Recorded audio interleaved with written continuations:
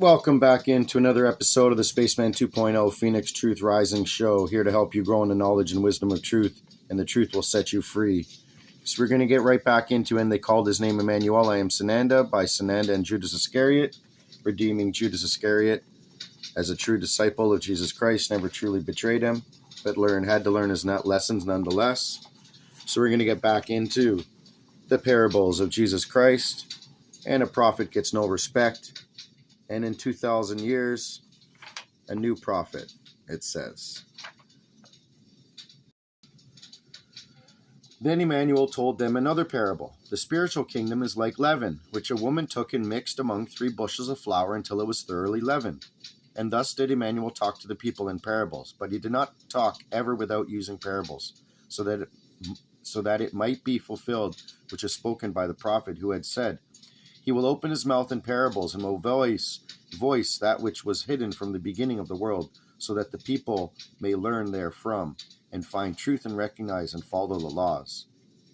Let he who has ears hear. The spiritual kingdom is like a hidden treasure in the field, which a man found and hid, and rejoicing in it, he went to sell everything he had to buy the field.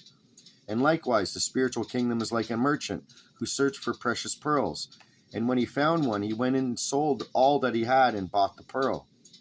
And again, the spiritual kingdom is like a fish net that was cast into the sea to catch all kinds of species. But when it was filled, they pulled it ashore, sat and gathered the good fish into vessels, and threw the useless fish away.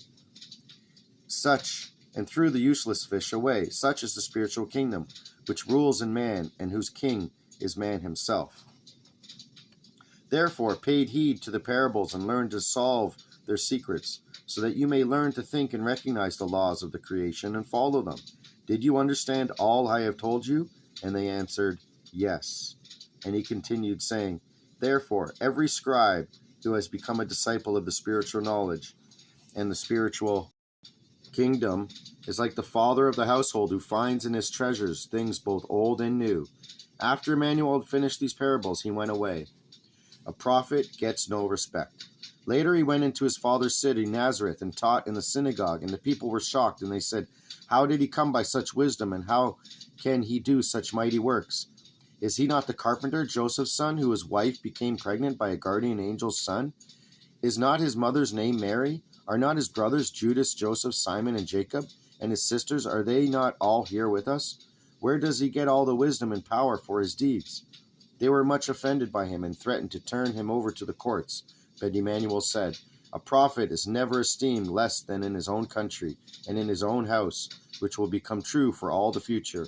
And as long as man has little faith and follows the false teachings of the scribes and other misinterpreters of the truth. And it will become true in 2 times 1,000 years, when man has become aware and thinking that my real, unfalsified teaching will be revealed anew. In 2,000 years, a new prophet. The new prophet of that faraway future time will not have that much power and strength over the evil and of diseases, but his knowledge will include mine, and his revelations about my real teachings will shake up the structure of the whole earth, because at that time the world will be inundated by my teachings, which have been distorted and falsified by the scribes, and the earth will live in a false cult, which will bring it death. Before the 2 times 1,000 years are past, the new prophet will reveal my unfalsified teaching in small groups, as I teach in small groups, my trusted friends and disciples, the wisdom and knowledge of the laws of the creation. And it shall not be given to know until that time whether it shall be that the prophet is of male or female. That one's path will be beset with difficulties and obstacles, for he will start his mission in a peace-loving country in the north, where there is a strong false cult of my teachings that have been falsified by distorters. In that place he did not show any great signs of his powers, and did not publicize his great knowledge, because of disbelief. It is noted that his power shall be hidden even from his own eyes, that he may not misunderstand his path.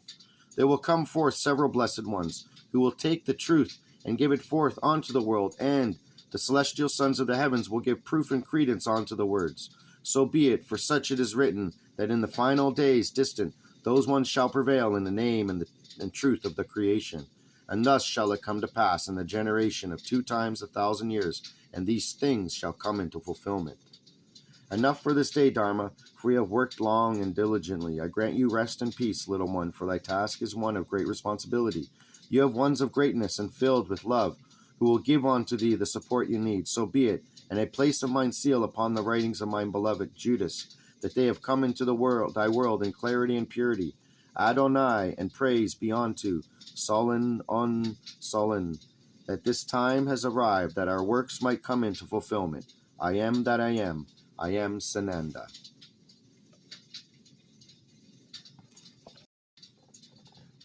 So may you ponder the parables of IMMANUEL, given forth by Judas Iscarioth, his wonderful friend and scribe.